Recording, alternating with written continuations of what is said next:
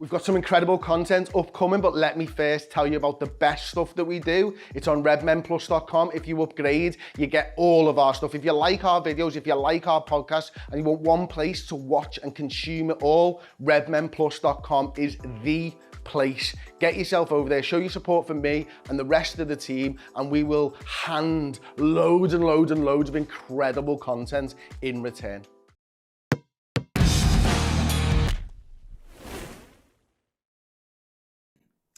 Hey everyone, it is the build-up show. It is going to be Liverpool versus Chelsea, and I'm sat here regretting my decision wholeheartedly to not finish making my cup of tea and get distracted by trying to get the boiler back on, which, look, in the long term for our happiness today was the right call. But that doesn't mean I'm not a little bit cut up inside that I haven't got a... Thanks for taking one for the team. It's all glamour, isn't it? It's all glamour, this job.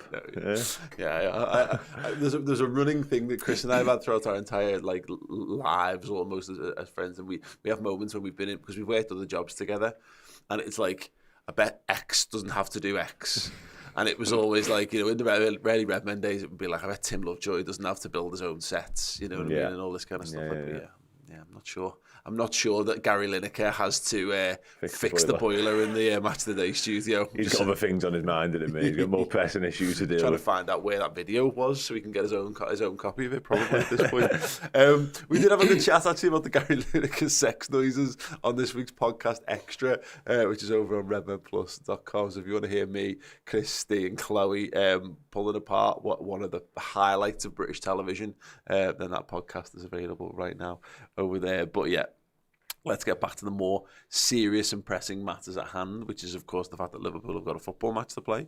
They are playing Chelsea, Ste, and I said this on the podcast yesterday, but it bears repeating and expanding on. Just a huge game of football, and not just because it's Chelsea, but it is because it's Chelsea. But it's all well and good, Liverpool seem to find something against Wolves, something familiar, something solid, something more akin to what we recognise as Liverpool.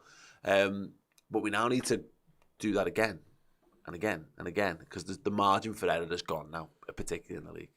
But then Chelsea will be having the same conversation that they need to reignite their season somewhere, and games between Liverpool and Chelsea have always had loads riding on them. We saw that last year with the 2 cup finals and 2 difficult league matches. And I guess what we found against Wolves, that only means something if we carry the same mentality and the same attitude and the same type of performance into a game against Chelsea. And that's key, and that's the consistency that we haven't had all season. That right there, that's what we need to capture. Yeah, I completely agree on that, Dan. When you look back to it, Chelsea are not that long removed from being European champions. We're not that long removed from being Premier League champions. As mentioned there, we contested the 2 domestic cups last season. I don't think either team, either fan base expected us to be a 9th versus 10th battle when the fixtures came out at the start of the season. But it's a much bigger game than a standard 9th versus 10th game. But yeah, because both teams have got ambition to being higher up the table, and as I say, there's 20 league games left to play. 60 points still on the table, which makes you feel a bit more relaxed about it now. They're not going to be uncontested points. We need to find a way to get back to winning ways. And as do they, but fuck them, ultimately. No, absolutely, yeah. And we need to see sort of references. We need to show signs that wasn't another false dawn this season. That was us actually making a statement and saying, no, this is us now, from now until the end of the season. This is the way it's going to be. It might not always be the same group of lads, but this is Liverpool, and this is the way we look. But yeah, like you say, no one, if you'd have told me at the start of the season this was going to be 9th versus 10th, I'd have laughed at your face. It just wasn't going to happen. This is proper El Crapito territory, this one. It's just a two poor teams going at it, really. But I don't know. For me, this is us. And like you say, there are a lot of points to sort of play for still. But I think both teams, if this isn't last chance saloon in terms of the top 4, they're looking at it. Like, we can both see the last chance saloon. It's just whether we walk through the door or not.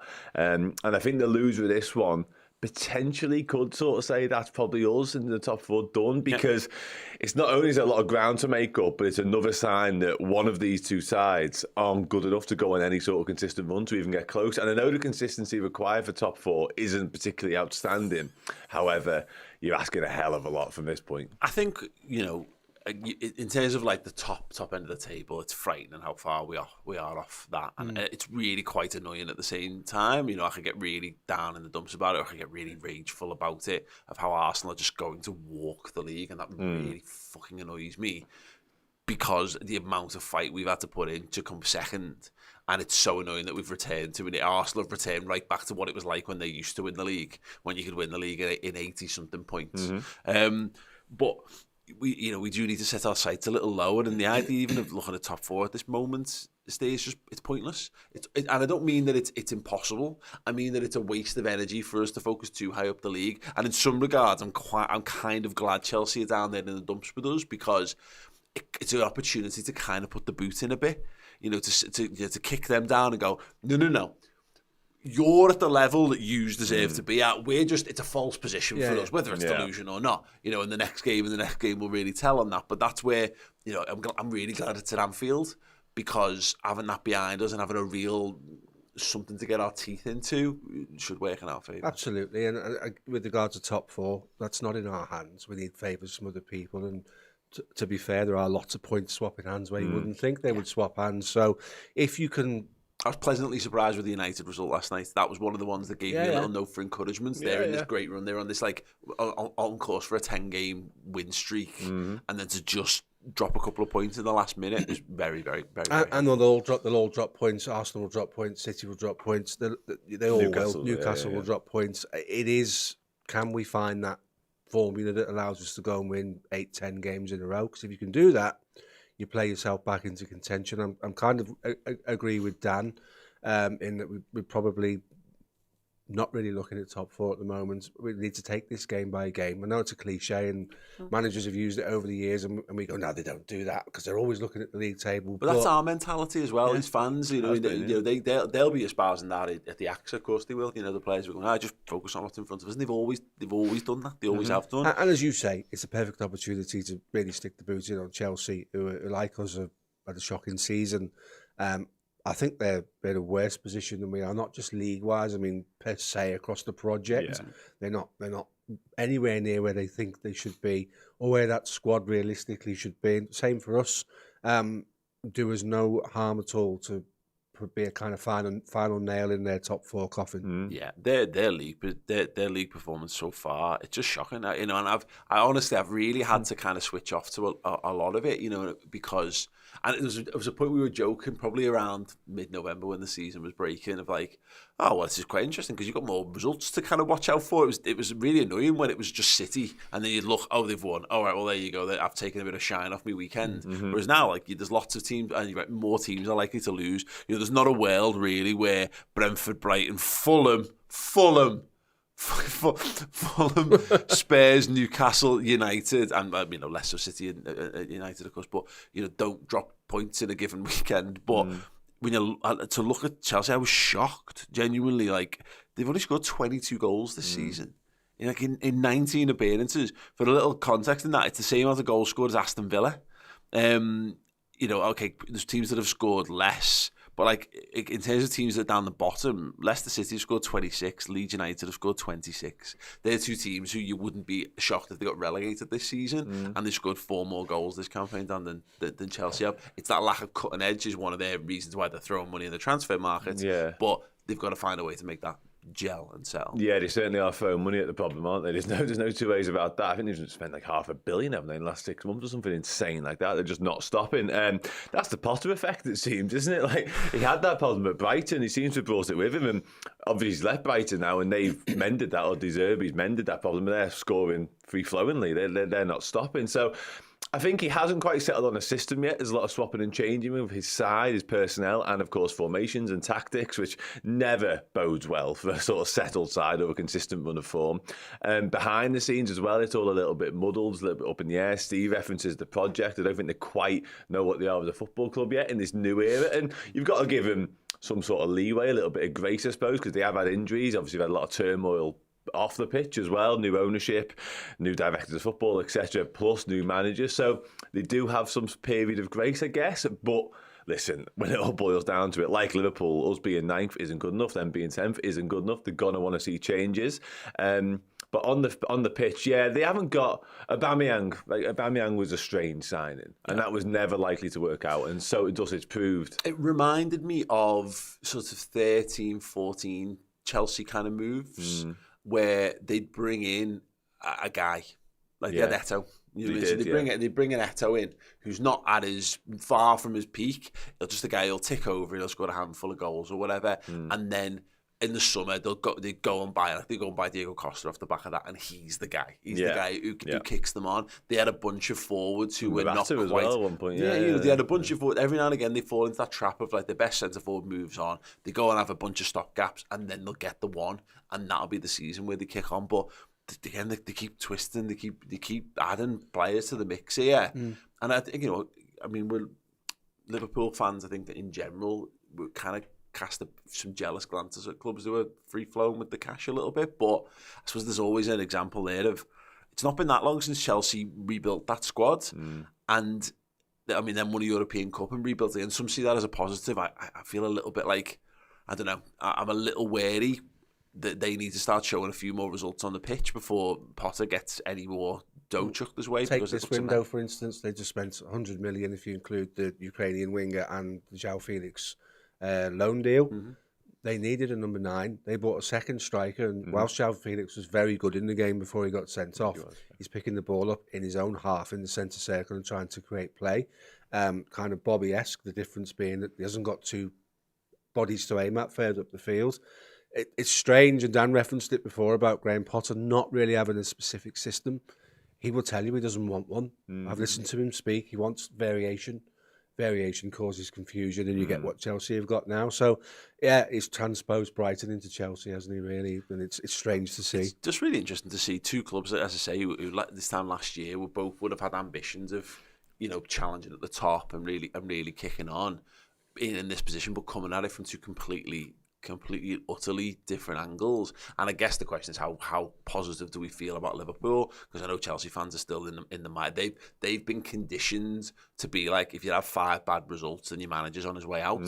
So I think they're really struggling with how do you support a Chelsea that is known by Roman Abramovich. And I think some Liverpool fans at the moment have been struggling with this idea of, well, what you're supposed to. In the modern world, you're told this is how you talk about football. When you have a bad run of results, you've got to consider the player. You've got to say the players are rubbish, and you've got to get rid of the players. You've got to buy new players, and you've got to blame the manager. You've got to get rid of the manager and all that kind of stuff. Whereas in the reality of it, it's the hardest thing about being a Liverpool fan is going, well, when you've got the best manager in the world and he's not getting it right, sometimes you've got to kind of take a big deep breath and just wait for him to fix it. And that's the real note of encouragement about the Wolves results, is that seeing that little bit of something to hold on to and go, well, okay, I can see shoots of recovery from what we've done there. Yeah. So yeah, interesting challenge for Potter. I like him. I think he's a good coach, but he can get to fuck this weekend. I want to talk about Mason Mount, Dan, heavily linked again with a move to Liverpool. Yeah. I think he'll have a year left on his contract come the summer. I wasn't overly impressed with him at the World Cup. I was really looking forward to seeing him. There was a point at which Declan Rice, Mason Mount, Jude Bellingham were starting games, and we'd been linked with all of them. And it was a good opportunity to see how does that function as a midfield. Jude Bellingham obviously stole the show. People thought, right, so I was a little underwhelmed by Declan Rice, and I was totally underwhelmed by Mason Mount. But there is something there. He's been linked with Liverpool for a few years now. What's your thoughts?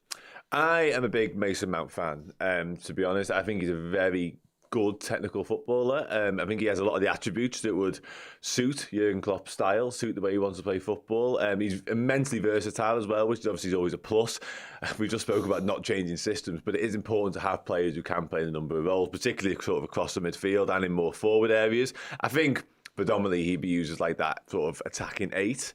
My only sort of caveat with the whole thing would be, I mean, I know Steve probably come on to wages and stuff like that. That not so much because he's English. He's a great age. The wages side of thing, and obviously there's quotas to fill now in Premier League squads and such. So that's fine. I think when you look at our squad now and the makeup of it, yes, we need midfielders. There's no two ways about that. But in terms of that style of midfielder, we've already got. We don't quite know what Fabio Carvalho is yet. We've got Harvey Elliott. We've got Curtis Jones. I wouldn't want to sort of stand in one of their way if it meant Mason Mount, particularly Elliott. I'd probably say on that. So. Depend on where he'd fit and depend on where he'd play, because he does, like I say, play that sort of attacking midfield role. We might have to change system potentially if we got someone like Mason Mount in to suit a little bit better. But as a footballer, I'm a huge fan. I think he's a very good player. Go on, actually, before we move on to that, though, with some of Dan's points, go on, just your headline I think thought. you make the point about Harvey Elliott. I think Mason Mount's closer to being the finished product than Harvey Elliott, and there are He's a games, bit older than that. there are games you could put him in where you wouldn't have the same concerns you would with Harvey, and again with Carvalho. I think the versatility is a really good thing. I think he's gone stale. I think he's absolutely stale at Chelsea, and he needs a fresh challenge. He's quite physical. He's quite a big lad. He runs well with the ball. Yes, we might make changes to the system. I think if Jude Bellingham signs for Liverpool, there's a change to the system anyway because of his box-to-box. There's a dynamic footballer rather than a flat three. We have what we hold. We recycle the ball and we let the front three do their thing. There's an obvious change coming. I would be a fan of moving for Mason Mount, I think, and getting back to his first year at Chelsea type form. I mean, he could have won the League Cup final against Liverpool by himself. He hit the post, he had chances. This is a good footballer, and you know, you bring him in and we are lucky enough to get Bellingham over the line. You've got two of England's midfield going forward, and there has to be something of value to that familiarity. Yeah, I think that systemically, it looks a bit off because this season, I think one of our chief complaints has been we've tried to evolve away from that flat midfield three or the combative midfield three and whatever. And Harvey Elliott's been a huge part of that. They clearly have high hopes for him, and they're prepared to adapt what we do to get more out of him. For me, it was actually the Wolves game, and it was seeing how Naby plays the 8. Yeah, and when there was a lot of times there when it was far more a solo 6 in terms of Bajcetic, and then you had Thiago and Keita pushed up very high. It was a 2 behind the 3 at times, particularly when they were starting with goal kicks, and that's all about penning them in and making it really hard for them to play off the back and unsettling them. And Keita fit that loads better than I think a few of the options we've seen this season. And I could see Mason Mount doing that job really well. Because that for me was, I looked at Naby Keita and I just think he's a tremendous footballer, but I'm not surprising anyone. I'm not delivering new news when we say you can't get him on the pitch. So he's a huge frustration. But if you can't get him on the pitch, then they'll move him on in the summer anyway, probably, or he'll move himself on. If they want that, they need to buy more lads like that. Hey, if you can get that in a 6-foot-plus body as well, then we're going to be absolutely unkillable. But I saw how a midfield 3 all comprised of guys who were under 6 foot actually performed really well in what could have been a physical game. So that makes sense to me. He's got a good eye for goal. He's a crazy player. He is relentless when he's really on it. But I think that point is, I think it's now or never. I think if you leave him another season at Chelsea, I think you're going to fight. You're fighting against his own malaise. Maybe it's a loss of confidence or loss of form. He's been fine. He's played a lot of football for Chelsea this season, but he's not been the guy from, as you say, from a couple of years ago. But an interesting one. If you're watching live at home or after the fact on YouTube, do let us know your thoughts on Mason Mount. Is that someone you think Liverpool should be making a move for in the summer? Le Chill sent us a super chat. It's a little off topic. What is the greatest ever LFC assist? Says his choice would be Neil Mellor versus Olympiacos or Souness to Kenny in the European Cup final. Surely Trent Alexander-Arnold's corner, Origi, it's got to be up there. It is up there. On that, it's 3 years to the day Alisson to Salah against United. Good shout. It's a candidate. That is a strong candidate. That was the moment we started. That's what we Everyone's going to believe us. Yeah. So, You also got the Ronnie Whelan flick round the corner for Dalglish's chested winner in the double season at Chelsea. That is a tremendous little flick over the top. There's a load of Gerrard. That pass against Fulham, was it? When he said something, so that's absolutely Hendo's done a similar one as well. Hendo, Salah against United again. We won't talk about that one much because we battered him and it was boss. But Henderson won't be in this conversation just because he isn't. Yeah. But that pass is ridiculous. Yeah, absolutely ridiculous. Xabi Alonso over the shoulder. Yeah. 40-yard ball, got clean through and scores. It's the best no-look pass you'll ever see in your life. Yeah, I'd say just one I'd want to bring up. It was Trent to Firmino in the Club World Cup final. That's an underrated one for me. It was a final to win it, like on extra time, because the vision to pull that off is ludicrous. That's another one we probably won't talk about, but God, that's ridiculous. Yeah, no, absolutely. I'd probably plump for the Barcelona one because the speed of thought, Yeah. the execution. If he doesn't do that 100% correct, Origi's got no chance to put that ball in. And in the context of the game and where we were and what it meant and the folklore and all of that, and the fact that Sergio Busquets never tweeted again, it's worth it just for that, isn't it? I still watch that back, and I'm convinced Origi's going to miss it every single time it comes. It's that magic moment. I'm worried that I've like crossed into it, into the multiverse, and I now live in a world where that doesn't go in. So I live that. And the hairs on the back of my neck stand up every single time I watch that again. The only other one, it's not as good, but in terms of the actual let-off of it, was Shaqiri's cross to Gini Wijnaldum for the header, because he's on the left-hand side and he curls one in, and obviously Gini gets up, and I have never experienced that. It was bigger than the fourth goal, because that was the one. That was the big one. We were on a roll, we'd rallied, and then Gini had obviously come on, and Most ridiculous. Great point in the Discord there, by the way. What a shout. Great question, Yeah, that was great from Le Chill. Thank you so much for that. If you've got answers, then do keep them coming in as well in the comments section underneath. Right, we're going to take a very short break. We've got a trivia question to tide you over in the meantime. Graham Potter made one career appearance as a player against Liverpool. Who was it for? And I'll give bonus points for the year, competition and result. Answers after this. A few weeks ago, I was lucky enough to sit down with Liverpool left-back Kostas Tsimikas. I was able to get an interview with him, to get some quick-fire questions done, and I was lucky enough to host a Q&A with him and John Aldridge at Hotel Anfield in Liverpool. Now, while I was there, I also managed to get him to sign this Liverpool shirt for you guys. So if you want to be in with a chance to win this incredible signed Kostas Tsimikas shirt, then all you need to do is go over to redmenplus.com and sign up as a club legend for this month's prize draw.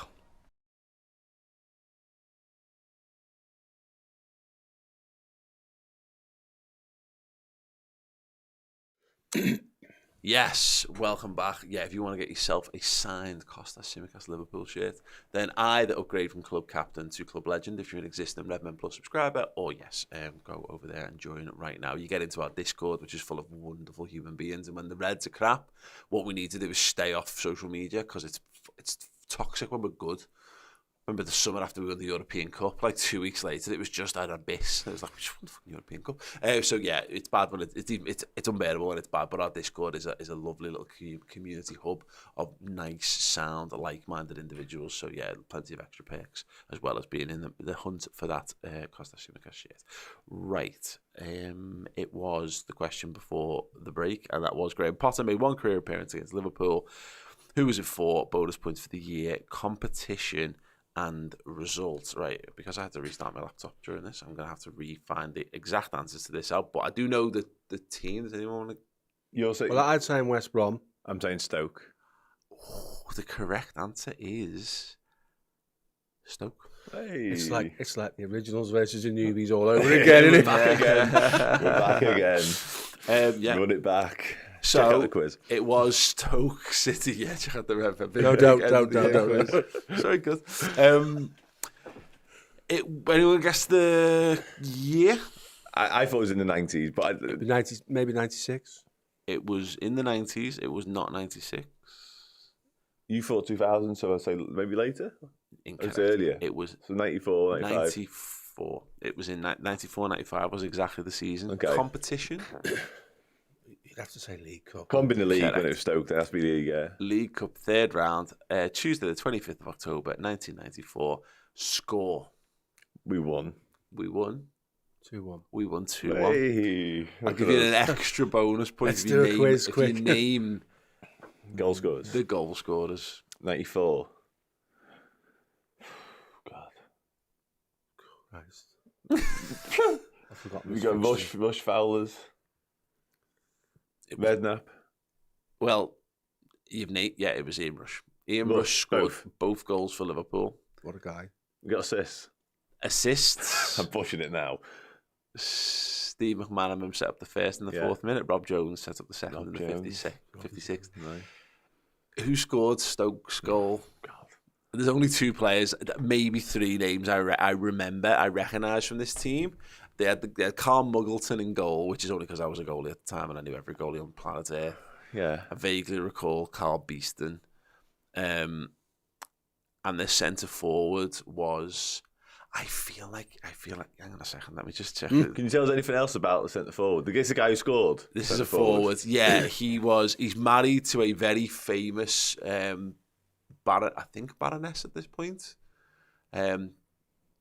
Tory. He is. No, well, he probably is if she is. She is associated with football. She was I think she was a chair. Yeah. Karen Brady's husband, Paul Pesky Salido. Oh yeah. There you go. He scored. He played for Plymouth. She's 100% a Tory, by the way. Yeah, she's Alan Sugar's best mate. You can't not be a Tory if you're that. Paul Pesky Salido played for Fulham, Sheffield United, Stoke City, and the West Bromwich Albion. I did not know they were married. Made a total of 4 appearances against us, scoring 2 goals in that time. One for Stoke, one for Fulham. You opened it up and I delivered it. There you go. Any of that stuff, you're brilliant, and probably more in our age bracket than than let's say Chloe's, for example. You all right, Tom? I would love to be able to do that. I mean, on your yeah. There we go. That's the answer. If you got that right, you're absolute geniuses. Let's move the conversation on then. Injury update. So still no Diaz, no Jota, no Virgil, no Artur. Although Jota, Klopp was quite pleased with his recovery, wasn't he? He said he looked good out on the training pitch and stuff, but still looking at probably mid-February before we see him really back in contention. He kind of lined that with Real Madrid, didn't he? Yeah. You can't afford to mess around with Jota at this point. Again. Yeah, exactly. If you're going to bring him back, we need him back for the rest of the season.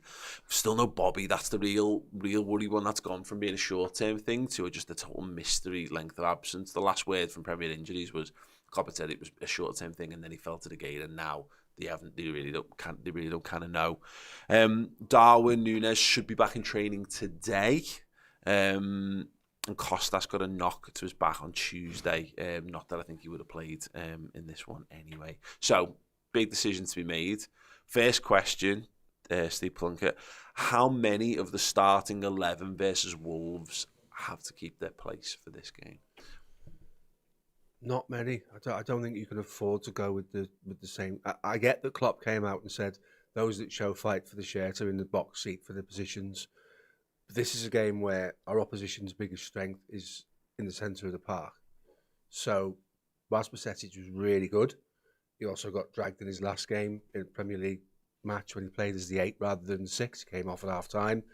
There will be games that are better suited for him than others. I think if we're not resilient in the midfield, we might have a problem. So I'm not imagining too many of those guys keep their place. Gakpo probably plays on the left. If we get Núñez fit, Núñez down the centre with Salah, and we perhaps play a little bit more counter-attacking, it's the midfield. Thiago will keep his place. And then potentially you'd see Fabinho coming back in. And he likes Harvey Elliott against Chelsea as well, because he's done that first game of the season and made that tactical change in the FA Cup, didn't he? Yeah. Yeah, I agree on the Bajcetic point. I think if we potentially weren't playing Chelsea, even though they're not in the greatest moment, you might see him just go again, because God only knows he deserves it. Based on his performance against Wolves, I think he was outstanding. I'm not saying anything new. I said it on my post-match stuff. You all said it. He was absolutely superb. Let's make no bones about it. But I don't think he starts this one. For all the reasons Steve kind of alluded to in terms of his Chelsea and midfield battle, etc., etc. I think Naby Keita keeps his place in the side. I don't think you can overlook how influential he was in that performance as well as a unit. I think he'd be tempted to go with Elliott back into midfield. I think, depending on Núñez, there's actually scope to play Elliott on the right wing and sort of shuffle things about that way, keep him out there. Thiago, absolutely, of course. Other than that, I think you see pretty much wholesale changes. Gakpo definitely is involved, I think. But yeah, I think you've got to go with Keita. I don't like being beholden to Naby Keita because he's probably going to leave at the end of the season. So the thought of having to play him, or Ox for that matter, and listen, both of them as individuals, fine.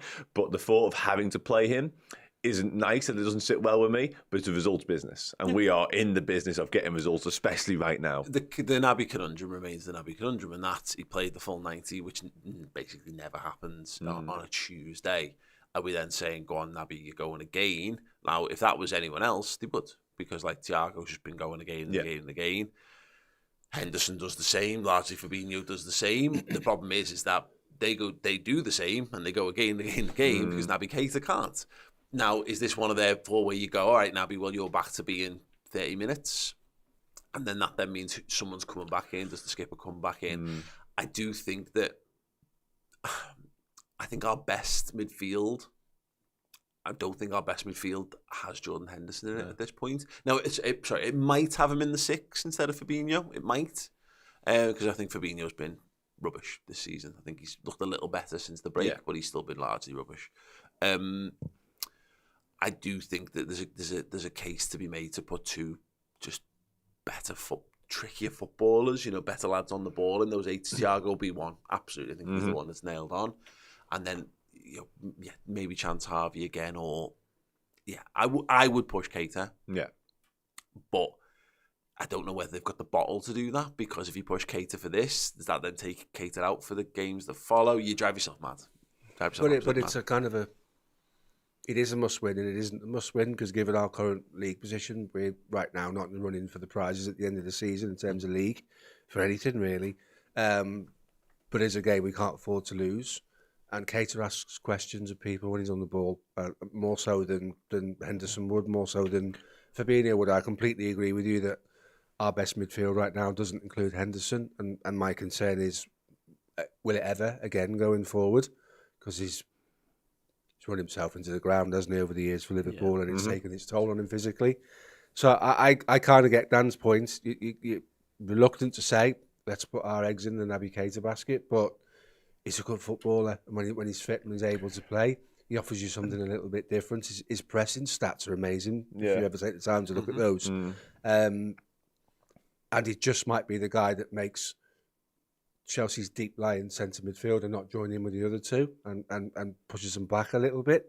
I kind of favour playing a little bit on the counter-attack against these because we've got pace, although I've not seen Gakpo stretch his legs yet, which is a little bit of a worry for me. Yeah, I want to see. Yeah, I'd like to see what he's got in that regard.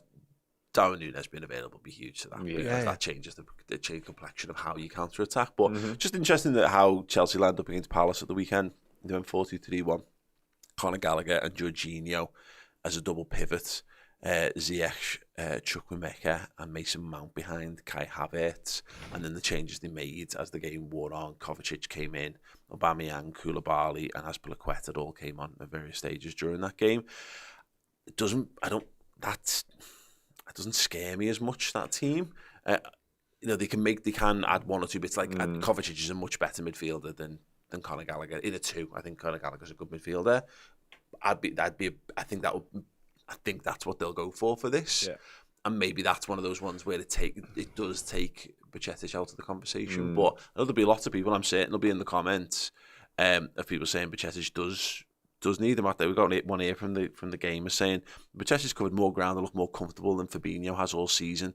The difference Naby and Bajcetic made closing spaces and being able to cover ground was eye-opening. Gave Thiago freedom, and the problem is again, it's that you're relying on Naby to be the guy who helps Bajcetic be along, because that again it's forever a concern. But I do kind of agree with that. I wouldn't be against. You're right. It's Chelsea, so I am shitting my pants at the idea of throwing a guy who turned 18 3 months ago as the lone 6 in a Premier League game, in a must-win Premier League game.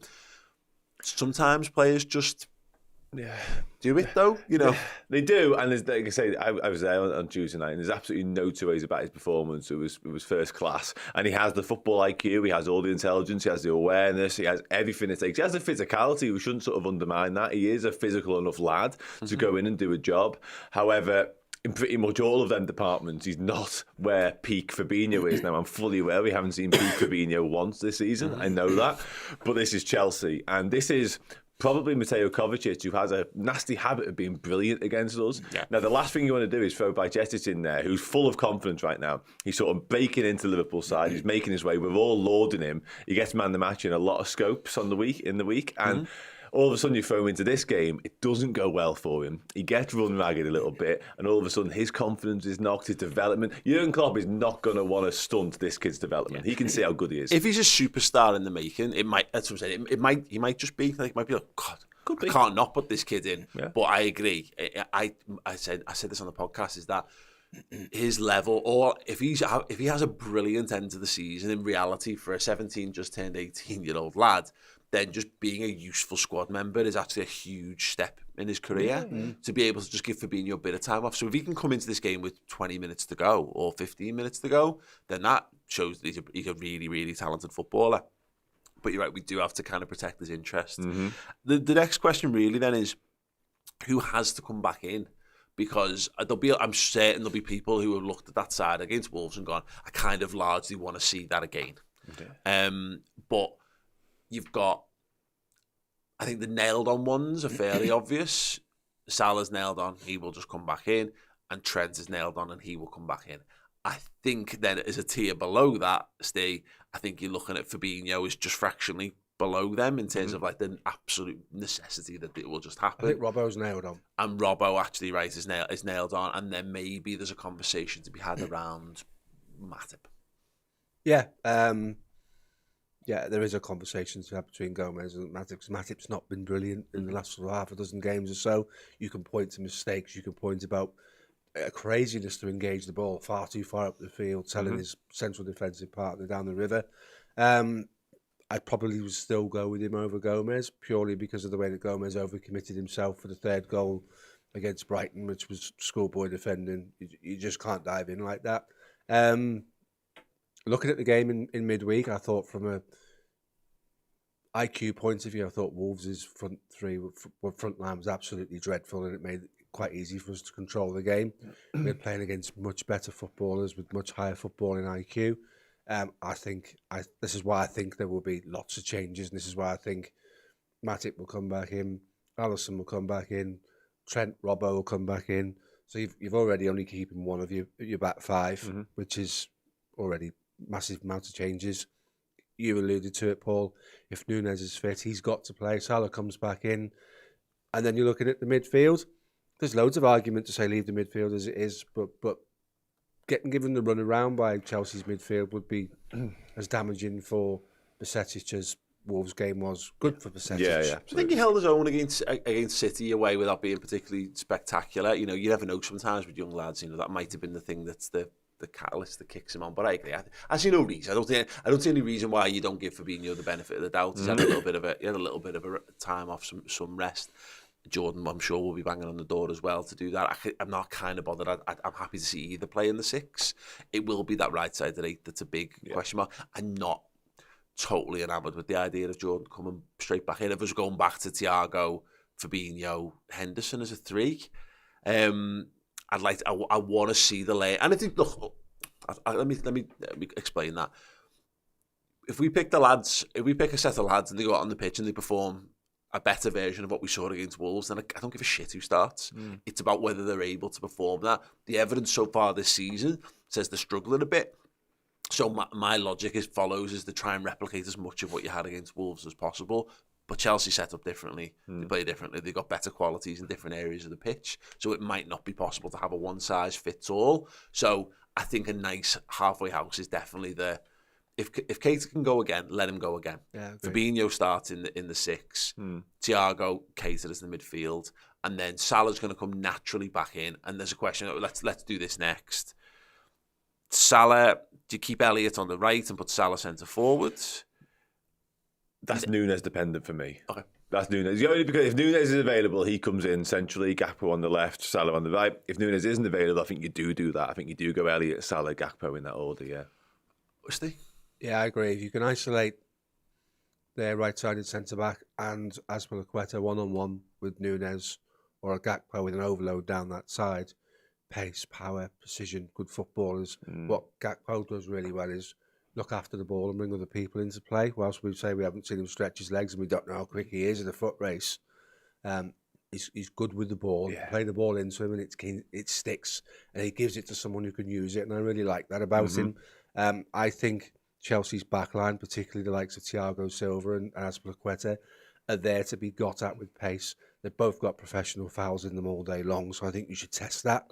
So if Núñez is fit, I think we drop the front line a little bit deeper and we try and run in behind. Interesting stuff. Just go back to the midfield chat. I've seen Mahmood at the super chat from the Born Red pod. Bacetic, Keita, Thiago for me. Just keep up the great work, guys. Thanks so much, mate. I front three wise, I don't think Gakpo was exceptional against Wolves, but I also do think that was part of the better functioning of how we played, playing him central. With no Bobby, I just don't like Darwin Núñez centre forward. I think he feels very Divock Origi, but without being as good a finisher. You know, in that he doesn't suit our style of play as much. I would be really interested to see that Gakpo continue with that false nine kind of thing. See if he can knit it together a little bit. Salah on the right. If Darwin's back, put him on the left. Because he's been so explosive down that side. He's just, you can't, and that's where the space is. The space is always more on the flanks than it's going to be. It's going to be elsewhere, depending, of course, what Chelsea do in terms of the fullbacks.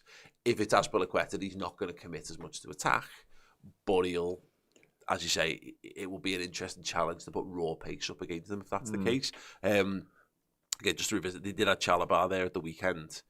Who had, he's not a world class fullbacks in there. That's an interesting one for me. That decision of was Wolves us just necessity. So we've got Carvalho can play, has done a couple of games from the left. Elliott can play on the right. Gakpo can play everywhere. So fuck it, just lash Gakpo in the forward, the centre forward. Or was that another little glimpse of?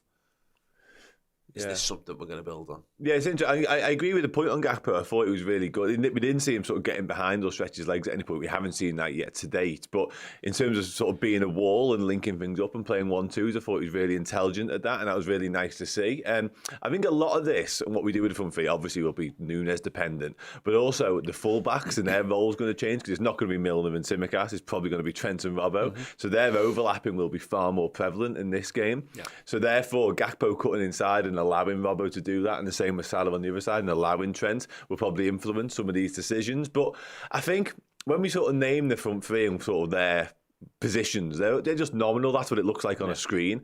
But I think we're going to see Gakpo and Núñez in particular swap and change a hell of a lot. So for instance, if Gakpo does start on the left, there's no reason why 15-20 minutes in those two will just switch and the roles reverse. So that's really nice to have. Yeah, no, it's interesting. It'd be nice, again, the Darwin Núñez thing, we're just going to be more of a threat when we've got more threat on the pitch. And look, if he's not there, I'm not against that idea that Gakpo goes to the left, Salah goes central, and you keep Harvey Elliott on the right, because I think Ox can functionally perform certain bits. I just don't think he's good enough to play in the front three. Really. You know, and Elliott, I think, is. You know, he's not got the pace. You know, you're losing something a little bit there, but he's got the guile. I just think he's a really, really good footballer, and he's playing with confidence at the moment. So I wouldn't be against saying to Harvey, you know what, mate, great goal, you played really well. Go and do that. And do that again. So yeah, some interesting options. What would you do? You're watching at home. Let us know in the comments on that one. Right, we'll do our 11s. We'll have another little glance at the fixtures for this weekend. Steve, what's your 11? Lay it out for us. So it's Ali, Trent, Matip, Konate, Robbo. I'd like to see Bacetic because I'd like to see that develop, but I think it'll be Fabinho, Keita, and Thiago, with Gakpo, Núñez, and Salah up top. Yeah, mine's identical. Exactly the same, yeah. And if Núñez isn't available, I'd go Elliott in the front three. I think if I was to take something from that midweek game, you know, so it feels like you're dangling a carrot, I would go, Alisson to come back in, Trent at right back, Robbo left back. I would keep Gomez left centre half with Konate. I really want to see Joe get a go there. I think that, because I think we've been grooming him for it for a while. He's the most similar to Van Dijk, I think, in what we've got. And not in physicality, but I think in calmness, and I think in a bit of his skill set. I don't think the injuries have helped him. I don't think he suits being the more aggressive of the two centre halves, but I think he's got the right sort of headspace to be the guy who plays from that side. I think Konate and Matip are both better from the right. So I would do that, and I would let Matip have a little bit more time off. See if you can get a tune out of Joe. Is what I'm driving at there. In reality, I'd do something wild. I'd put Joe Gomez right back and put Trent in the 6, but I don't think that's going to happen against Chelsea out of the blue. I would bring Fabinho back in. I would keep Thiago and Keita. And as mentioned there, I would put, if Darwin Núñez is fit, I'd put him from the left. I'd keep Gakpo central, and I'd have Salah from the right. And that way, again, it just feels like a bit more like a recognisable Liverpool front three. Yeah. Let Gakpo be the guy who drops in and does little neat touches and give and goes and stuff like that, because Keita look exciting because you want someone to vacate that central forward space deep, which is how we used to play in. And I think Gakpo did that, whereas I don't think Darwin Núñez is good at doing that. He wants to drift left or he wants to go in behind. And there are times and situations for that. But I think when you're trying to build a win at home, I think we need to be better in possession. But that's what I'd do anyway. Let us know yours in the comments. Let's have a little look at the fixtures for this weekend. We're actually filming this, we're live on this on Thursday. City play Tottenham tonight, which is an interesting little turn of events. Obviously, the games are starting to be kind of put back into the fixture list. In terms of the weekend, then we're the early kickoff on the 12:30 Saturday. Leicester Brighton is at 3 p.m. alongside Southampton Villa. West Ham Everton, which is the oh god, loser loses all. Instead of winner takes all. Loser. I think the loser loses the manager. Loser loses the manager. I'm genuinely convinced of that. The worst thing for both football teams there is a draw. That might keep both in exactly the same position that they're kind of in. You know, where it's not bad enough that you've got to carry the manager out atop of burning pitchforks. West Ham have just signed Danny Ings as well, haven't they? Have they? Yeah, this morning. Yeah, 15 mil. Ooh, Everton. Huge. There's your winner. That's the winner. Danny Ings scores against Everton. He just literally, I'm convinced it's almost exclusively. Yeah. Danny Ings will, if he's fit to play in that game, there is no world in which Danny Ings. They have no choice but to play him in that game because Skamaka's not 100% match fit and Antonio's fell off a cliff. That's a great sign. What are Everton doing? Why haven't they? They tried. They should have moved. They wanted him. They wanted him on loan. Heaven and earth to get They him. wanted him on loan. They've got no money. They've got this financial thing hanging over their head, haven't they? Where they had to plead. Wild. Bournemouth Forest. Interesting to see whether Forest can continue the recent turnabout in form. Crystal Palace Newcastle is 5:30. It's mad how that's gone from being like a game where you'd be like, that Crystal Palace at home. Newcastle should be a Crystal Palace win, so like Newcastle high flying. City back in action again, 2:00 on Sunday, hosting Wolves. I'd love it if Wolves had just learned something from us and then could take it into that game. But they are historically a club that occasionally causes them. Like Southampton and Wolves are the two teams that I think do better and all Palace, the time. Actually, Palace okay. Adama Traore normally enjoys them. Well, Lopetegui's got to realise at some point you've got to start Núñez and Cunha because they give him options, they give him space, they give him guile, they give him intelligence. Got to play Adama Traore because he's been a perennial pain in the arse for Manchester City, hasn't he? So that's an interesting game. It is a very interesting game. Leeds host Brentford. Arsenal United. Arsenal are in this run of fixtures now, aren't they? Where if they come out unscathed from like their next 6 or whatever, then they're just champions. It's just there's no other way of looking at it. They've just done the North London derby and won 2-0. They've got United on Sunday. They've got City in the FA Cup 4th round. They've got Everton away, Brentford, then City.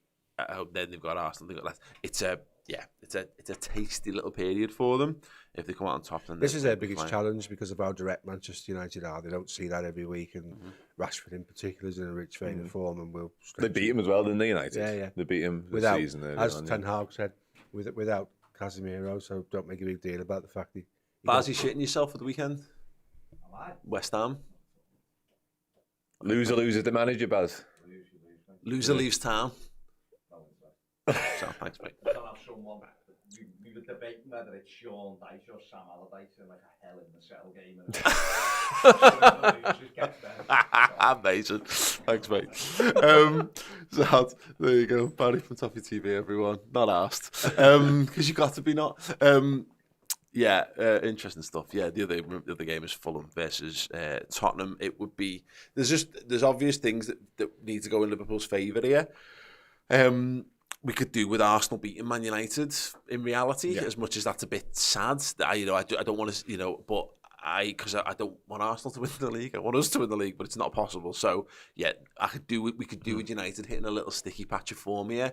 The draw against Crystal Palace is. If they are a team that's going to be fighting for 4th rather than 2nd, Arsenal will win that.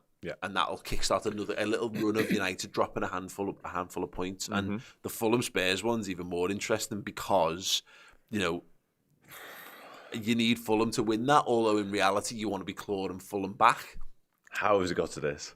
Welcome to our world. How has it got to Fulham that? have played 20 games this season.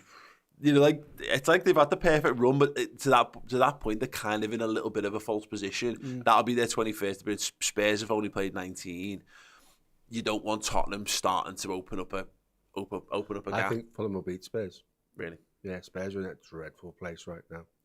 I really hope so. But Everyone keeps telling me Tottenham dreadful. They're fucking there. They've been in the top 5 all season. Right now is the key thing. You've got the manager asking for the technical directors and club doctors to come out and speak on the microphone and tell everyone how bad the world is at Spurs. That is not great if you're involved in that. Yeah, I suppose the only games that Spurs have won in the last 5, they beat Leeds 4-3. It was the final game before the break. And then they came back to a draw with Brentford, lost to Villa. They got the win against a 4-0 win against Crystal Palace. They keep coming back aside from that, like second half FC, aren't they? They keep having to get themselves back into matches. It's strange. Very familiar. Yeah, sound right. Okay, let's get back to the Reds then. Big challenge. How do we feel this game's going to go? I want to go score predictions, but give me a general feeling around it today. I'm gonna be positive, and I'm gonna go 2-0 the Reds. I think we'll have to play cautiously and perhaps a little bit more on the counter-attack than we would like, because we know you can run off our midfield. Whatever variant of midfield goes out there, you still can run off them. If you go with more expansive Keita playing slightly further up and you include Thiago, they're better going that way than that way. So it kind of would worry me a little bit. So I think we'll maybe line up a little bit deeper in terms of a back line and try and use the running behind space, because they've got some older defenders who will not relish playing against pace, which is Salah and Núñez. Should Núñez be fit. So I think we'll tweak our tactics very slightly for this one. Yeah, I tend to agree. I think we have to be smart with the way we go about it. Sort of dragging their older centre-halves out of position and getting the likes of Salah and Núñez in behind will be absolutely crucial to the way it pans out. I think less of a false dawn. I think what we've seen in midweek with the Wolves game could be a bit of an eye-opener for some of the lads who weren't involved, some of the more senior figures. And I think that could be the ideal solution. Like, Klopp has probably given him a multiple fleas in the ears as this season's gone on. So this time he's gone, do you know what? Forget it. I'm going to play all these young lads. They're going to show you how it's done, and then it's up to you. And I hope that is the case, and I think it might well be. So I'm also going to be positive on the way the game pans out. Chelsea are in a worse state than we are. They're throwing players at it left, right and centre. I think we get it done, and I think we get it done. I want to say 2-0 as well. Okay, cool. I like the sound of that. I really do. This is one of those games where I'll take a resolute 1-0 again. That's what I want to see. A clean sheet, a win with a clean sheet is just huge. Because I want to show what we did against Wolves, and Wolves are crap in attack, but also just to highlight that, Chelsea are crap in attack as well. You know what happened so far. If we can frustrate a really good side, then I think that will embolden us further. I think this side needs to know that it's not porous. And I think opponents need to know that we're not porous as well. I don't want everyone thinking they've got an easy ride. And, we need to start to build that resilience in. So that's kind of what I want to see. I'd love it if we just, swashbuckled our way forward. But ultimately, we've tried that all season long. And it just means that it's all well and good. It's a bit like the Indiana Jones scene where the guy's got the swords and he's whipping it all around and everyone's going, that's great, bang. Yeah, you know exactly. what I mean? All the best. And we've been that side. This is not, I want us to be the guy who just goes, great, sound, we'll just shoot you with one bullet instead that finishes it off, rather than us being They're going to go, there's 2 guys in their squad with pace, Sterling and Aubameyang. It's how you manage those guys, because their midfield's like ours. It's a good midfield, but it's not particularly mobile. No. Kovacic is never going to be a third man running out, strip your defence and score. Touch wood. Not famous last words. No, but typically they suffer. This is why we're 9th and 10th, because we're being overpowered in midfield, and it's happening to them as well. Yeah, true. One point here, a couple of comments before we wrap up. Victor Ojomo says, Paul, how on earth would you play Trent as a 6, not even a number 8? Come on.